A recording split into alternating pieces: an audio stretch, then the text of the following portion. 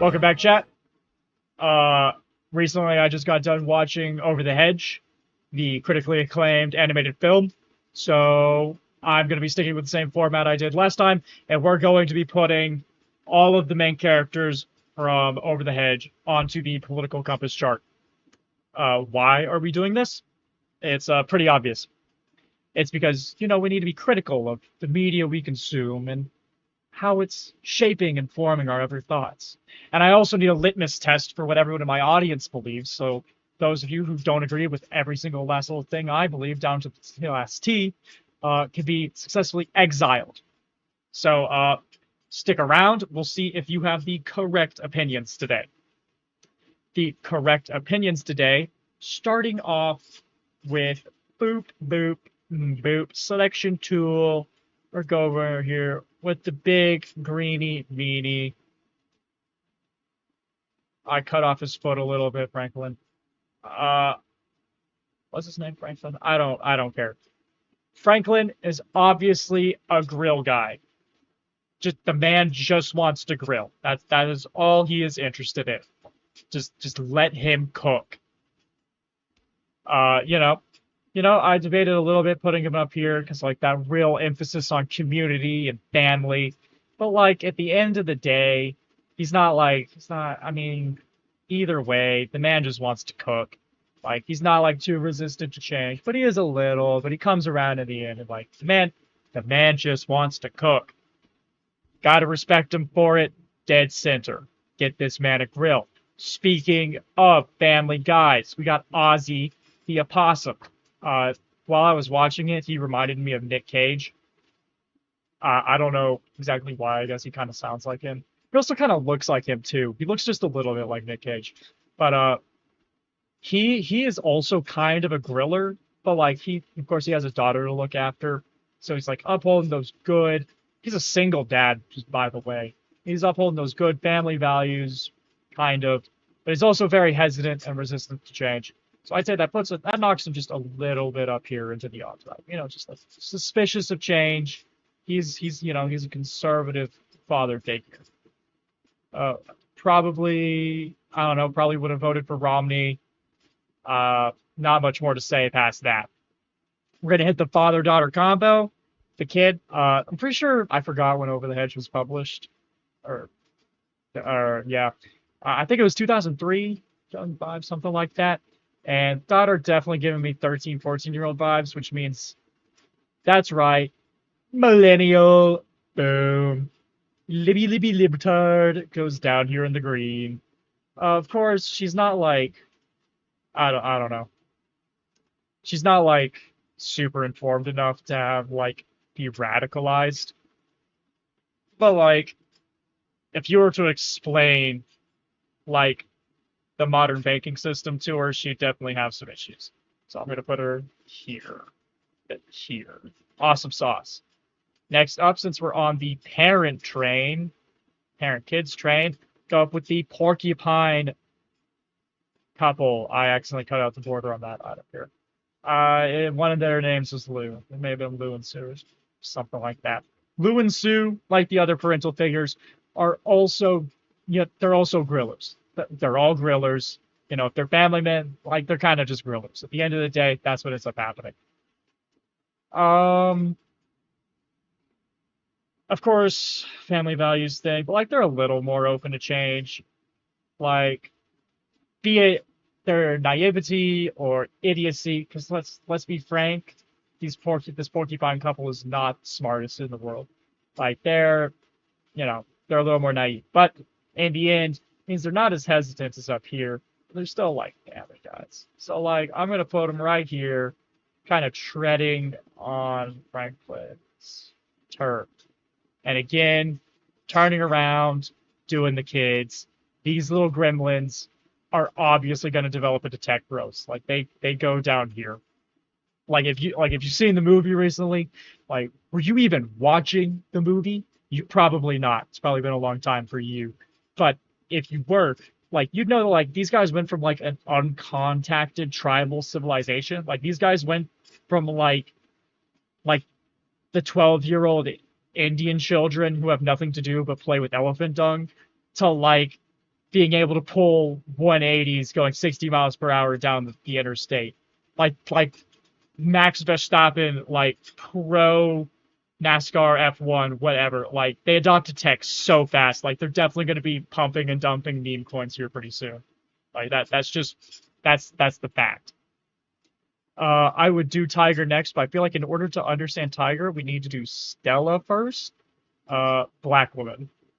Black woman. Yeah, so moving on to Stella.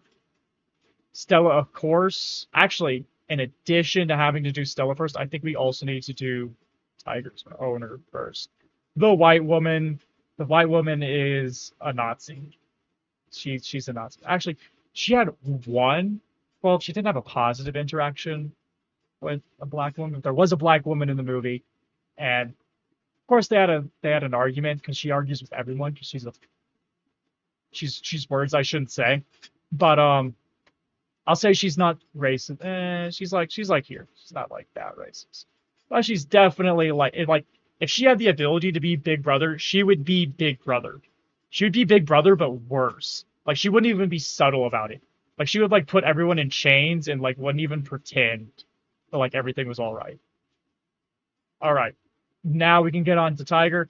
Tiger obviously started out around here in the beginning of the movie, being up here next to the owner. Honestly, I'd say even like not as authoritarian on the account of being a cat, like you don't have as much control in general. But I'd say he even more far right, just with that sense of like racial pride that he exhibits a little bit. But of course he comes around to interracial marriage. So like he's definitely not over here on like the race purity thing.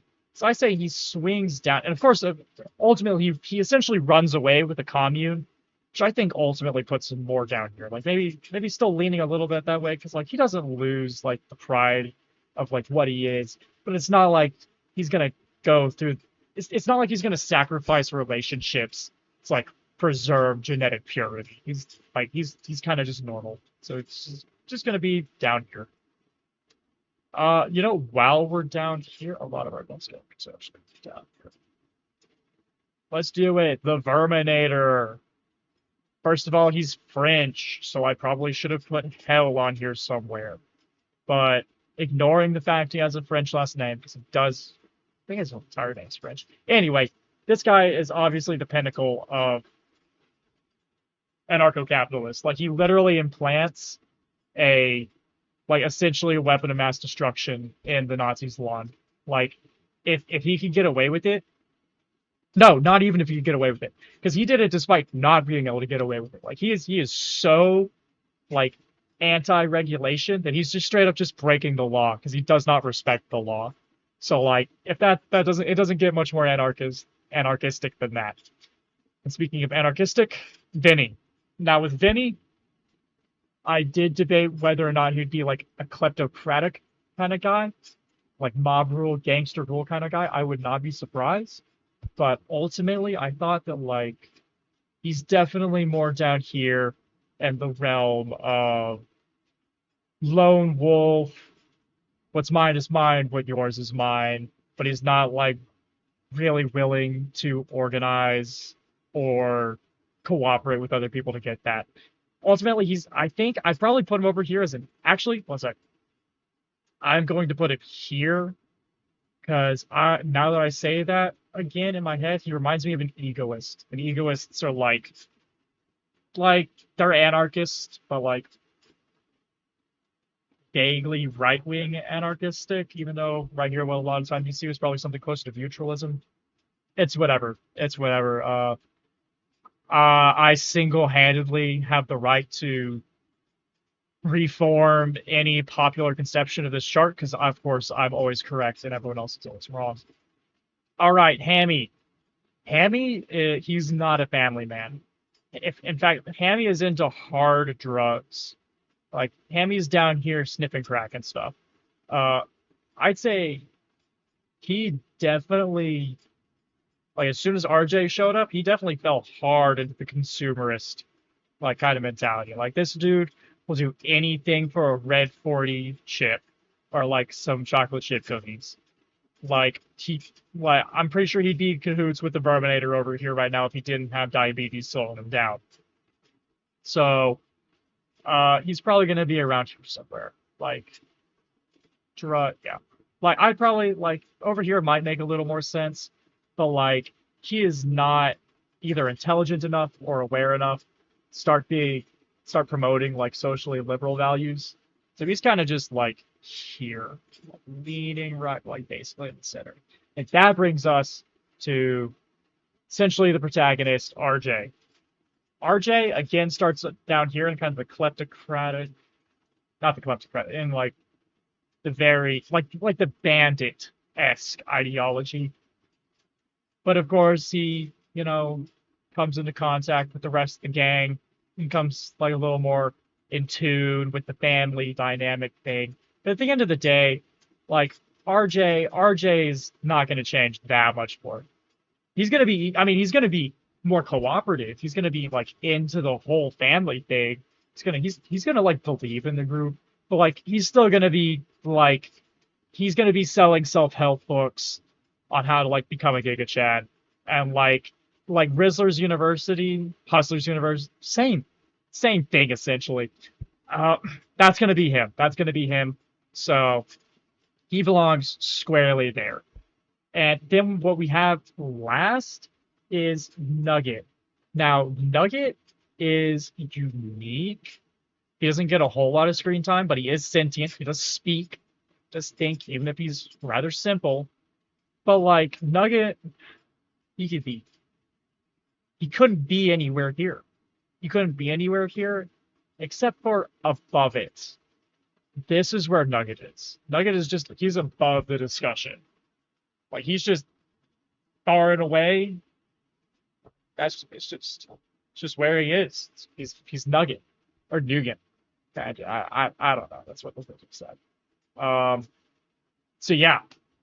That's the chart. That's the graph.